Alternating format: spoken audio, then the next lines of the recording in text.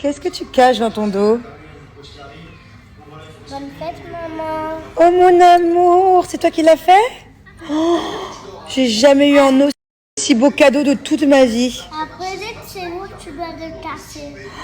En fait, c'est pour mettre mes sous, c'est ça? Ouais. Ouais, je mets tous mes sous dedans et après, quand il est plein, je le casse pour récupérer mes sous et pour m'acheter un cadeau. Oh, mon amour, c'est trop beau. Bon, petit dimanche tranquillou à la maison, devant football, devant téléfoot, voilà, alors que papa n'est pas dans le salon. À chaque fois, papa aimait le foot, le tennis, le vélo, les émissions. Oui, c'est vrai. Et ça me fait bizarre, j'ai pas de gaine, hein, regardez. Oh my god, putain, ce haut, il est trop grand maintenant. Par contre.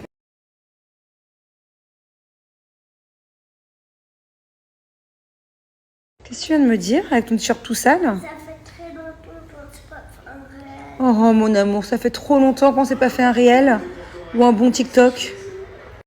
Hein? Maman, elle peut pas trop avec sa gaine. On en fera plein cet été, ok?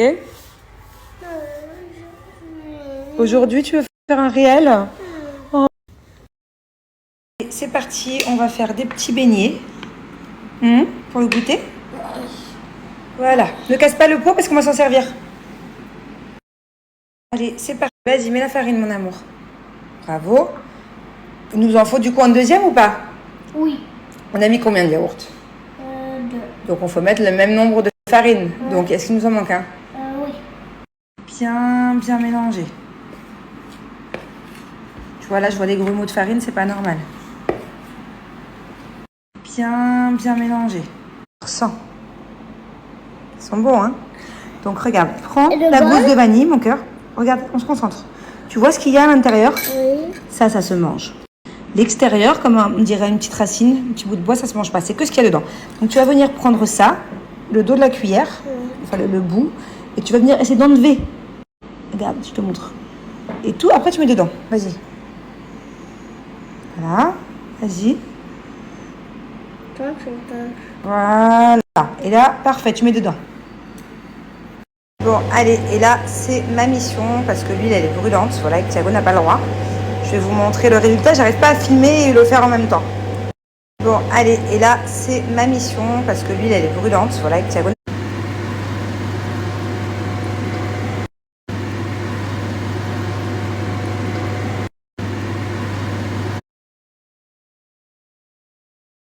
Alors, ils sont bons? Hein? On va boire des beignets à la plage en France. En France? Oh, tu veux qu'on fasse ça? On fait plein de petits beignets comme ça et on va les vendre à la plage?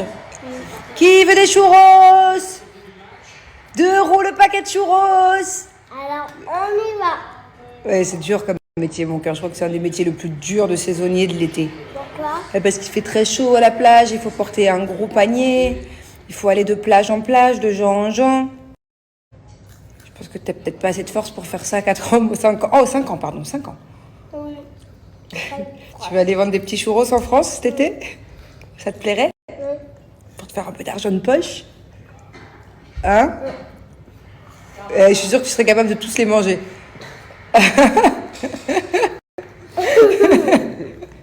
Thiago, on a un problème là. Montre-moi ton t-shirt. Ok, il est tout neuf. T-shirt Zara. Oui. Tu crois que je vais pouvoir rattraper toutes ces tâches? Non. Donc comment on fait là? Hein? Bon, je vais aller prendre dans ta tirelire des petites pièces pour aller racheter le même t-shirt. C'est embêtant ça. Ouais, c'est embêtant. Avec ton argent de poche d'acheter des vêtements. C'est nul. Très embêtant, ouais. C'est quand que tu commenceras à être propre? Un jour, tu crois? Ou toute ta vie, tu auras des tâches comme ça? Ma vie. Alors, la dernière fois, je crois que c'était il y a 2 jours, je vous ai dit en fait que je voulais aller parler avec la maman d'un petit garçon qui embête Thiago très régulièrement. Voilà, et embêter est un gentil mot. Et donc j'ai voulu aller parler à la maman il y a quelques jours lors d'un événement où tout le monde était un peu réuni. Les enfants, lors d'un anniversaire, les enfants, les mamans, tout ça. Et du coup, elle n'était pas là. Voilà, donc vous avez été nombreux à me demander comment finalement ça s'était fini. Mais finalement, elle n'était pas là. Donc ça ne servait à rien que je parle ni avec la nanny ou avec la personne qui accompagnait l'enfant. J'ai une petite question à poser aux mamans qui me suivent sur Snap. Je suis curieuse de savoir vos manières de penser par rapport à ça. Que feriez-vous si un enfant embêtait votre enfant? Quel conseil donneriez-vous à votre enfant? Peu importe l'âge, qu'il ait 4-5 ans ou qu'il ait 18 ans. Voilà. Est-ce que vous conseilleriez à votre enfant de ne pas se laisser faire? C'est-à-dire que si un autre enfant est violent avec votre enfant, et surtout si ça se reproduit, si c'est assez régulièrement, est-ce que vous conseilleriez à votre enfant de ne pas se laisser faire, donc de rendre le coup, voilà, ou est-ce que vous conseilleriez à votre enfant de justement ne pas rendre le coup, et parce qu'on ne résout pas la violence par la violence? Puisque moi, voilà, c'est une situation sur laquelle je réfléchis depuis plusieurs jours. Et c'est vrai que j'aurais quand même tendance à dire à mon fils, qui n'est pas violent. Voilà, Thiago n'est pas violent. Thiago adore la bagarre parce qu'il a 4-5 ans, mais la bagarre gentille, c'est-à-dire avec son papa, avec ses copains, petite chamaillerie, mais pas la bagarre pour faire mal. Et du coup, Thiago, quand il se fait embêter, il a tendance à se retenir, voilà. Il va avoir tendance à se retenir, à pas forcément rendre les coups, parce que il n'a pas ce fond-là et qu'il n'a pas envie de faire mal à la personne qui est en face de lui. Et je vous dis ça en connaissance de cause, parce que c'est ce que j'ai remarqué d'ailleurs la semaine dernière, puisque à l'anniversaire de Thiago, justement, ce petit garçon, plusieurs fois, 2 fois, et en début d'anniversaire et en fin d'anniversaire, donc je disais, ce petit garçon a été violent avec Thiago, ouais, clairement. En début d'anniversaire, par exemple, en fait, ce qui s'est passé, c'est que j'avais invité plein d'enfants, dont un copain Thiago qui est plus grand, qui a 1 an et demi de plus, donc qui est plus grand aussi en termes de taille. Et je vois ce copain de Thiago, qui pourtant je l'ai jamais vu se battre, alors que je le connais depuis qu'il est tout petit. Je vois ce copain-là se bagarrer avec ce petit garçon. Je me dis, c'est bizarre. Bref, on sait pas. Encore une fois, c'est une bagarre de 4, 5, 6 ans. Mais quand même, une bagarre, quoi. C'était pas je te pousse. Non, c'était une petite bagarre. Ok, et en fait, j'ai compris par la suite que ce garçon, que ce copain de Thiago, qui est donc plus âgé, en fait, s'est bagarré avec ce garçon parce qu'il défendait Thiago et que ce garçon essayait en fait de frapper Thiago et qu'il était méchant avec Thiago et que du coup, vu que c'est son grand copain, il l'a défendu, il lui a dit arrête d'être violent avec Thiago, arrête de l'embêter, et du coup le garçon s'en est pris au plus grand. Donc déjà première bagarre à l'anniversaire, et par la suite 2 heures après, alors que tout se passait très bien, je suis à 1 mètre de mon fils, mais vraiment il était juste là, et je vois ce petit garçon aller vers Thiago, lui prendre les mains fort comme ça, le bloquer, et Thiago qui essaie un peu de se débattre, et je vois du coup ce petit garçon après qui est violent, qui met un coup de pied, un coup de poing, enfin un coup de poing pas dans le visage, mais un coup là, bref, il est violent quoi avec Thiago, et je vois Thiago en gros juste qui se laisse pas faire, donc il le pousse mais je vois Thiago qui rend pas les coups. Vous voyez ce que je veux dire? Genre en gros il se laisse pas faire, il se protège, il repousse la personne, mais il rend pas les coups. Et du coup tout ça pour en venir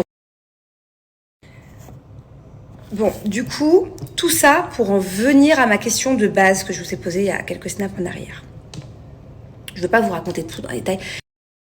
Et puis, on est quand même sur des enfantillages. Hein. Faut quand même remettre les choses dans le contexte. On est quand même sur des enfantillages d'enfants de 5 ans. Certes, ce n'est pas à négliger. parce qu'il n'y a pas d'âge pour tout ce qui est violence, harcèlement. Il n'y a pas d'âge pour ça, vraiment, j'insiste. Voilà, la preuve en est. Mais on est quand même sur des enfantillages. Donc, sans en faire une montagne, j'aimerais quand même avoir votre avis. Le fait d'avoir vu mon fils ne pas rendre les coups, alors que c'est pas comme si Thiago ne savait pas le faire. Thiago, de base, il est plus grand en termes de gabarit déjà que tous les enfants de sa classe. Et encore plus de ce petit garçon. Il a vraiment une tête de plus, mais ma tête à moi, quoi. Il a ça de plus en taille, en gabarit. Donc, c'est pas que Thiago a peur. Quoique, je sais pas, je pense pas que Thiago ait peur, non.